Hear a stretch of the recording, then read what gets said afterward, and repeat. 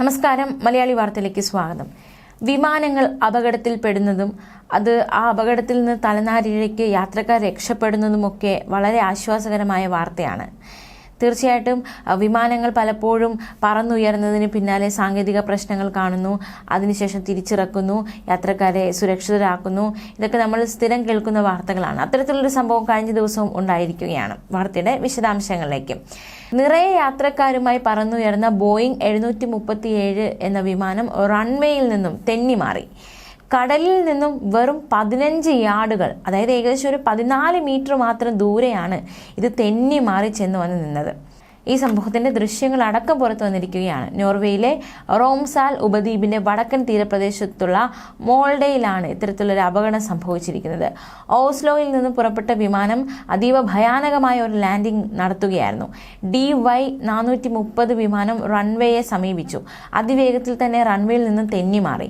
വെറും 45 മിനിറ്റ് മാത്രം യാത്രയുള്ള ഈ വിമാനം പ്രതികൂല കാലാവസ്ഥ കാരണം 1 മണിക്കൂർ വൈകുകയും ചെയ്തു. ഇത് സമുദ്രത്തിലേക്ക് വീഴാൻ വെറും 14 മീറ്റർ മാത്രമേ ബാക്കിയുണ്ടായിരുന്നുള്ളൂ. അപ്പോഴേക്കും വിമാനം ഭാഗ്യവശാൽ നിൽക്കുകയും ചെയ്തു.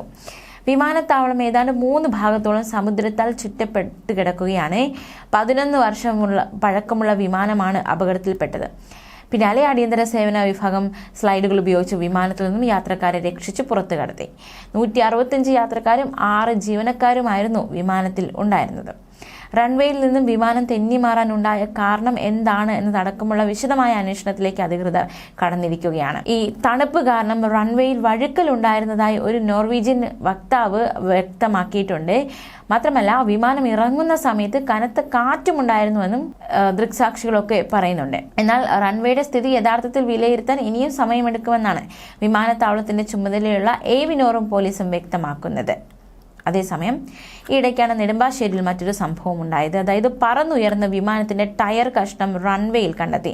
ഇതിനെ തുടർന്ന് വിമാനം തിരിച്ചിറക്കുന്ന സംഭവമുണ്ടായി. എയർ ഇന്ത്യ എക്സ്പ്രസിന്റെ കൊച്ചി ബഹ്റൈൻ വിമാനം 2 മണിക്കൂറോളം പറന്ന ശേഷമാണ് അടിയന്തര സുരക്ഷാ സന്നാഹങ്ങളോടെ തിരിച്ചിറക്കിയത്. വിമാനം രാവിലെ 10:45 പുറപ്പെട്ടു. അതിനുശേഷം റൺവേയിൽ നടത്തിയ പരിശോധനയിൽ വിമാനത്തിന്റെ ടയറിന്റെ കഷ്ണങ്ങൾ കണ്ടെത്തി. ഇതിനെ തുടർന്ന് വിവരം എയർ ട്രാഫിക് കൺട്രോൾ ടവർ വഴി പൈലറ്റിനെ അറിയിക്കുകയായിരുന്നു. ഇതിനകം വിമാനം 40 മിനിറ്റോളം പറന്നു. ടയറിന്റെ വലിയ കഷ്ണമാണ് കിട്ടിയത്. പക്ഷേ ടയറിന് കാര്യമായ തകരാർ സംഭവിച്ചിരിക്കുമോ എന്ന ആശങ്കയിൽ വിമാനം കൊച്ചിയിൽ തന്നെ തിരിച്ചിറക്കുക എന്ന തീരുമാനത്തിലേക്ക് പൈലറ്റ് എത്തുകയായിരുന്നു. വിമാനത്തിലുണ്ടായിരുന്ന ഇന്ധനത്തിന്റെ അളവ് കുറയ്ക്കുന്നതിനായി വിമാനത്താവളത്തിന് മുകളിൽ അരമണിക്കൂറിലേറെ പറന്ന ശേഷം 12:35 വിമാനം സുരക്ഷിതമായി തിരിച്ചിറക്കി. 105 യാത്രക്കാരും 8 വിമാന ജീവനക്കാരുമായിരുന്നു ഇതിലുണ്ടായിരുന്നത്. യാത്രക്കാരെ പകരം വിമാനം സജ്ജമാക്കി 2:45 ബഹ്റിനിലേക്ക് അയക്കുകയും ചെയ്തു. ന്യൂസ് ഡെസ്ക്, മലയാളി വാർത്ത.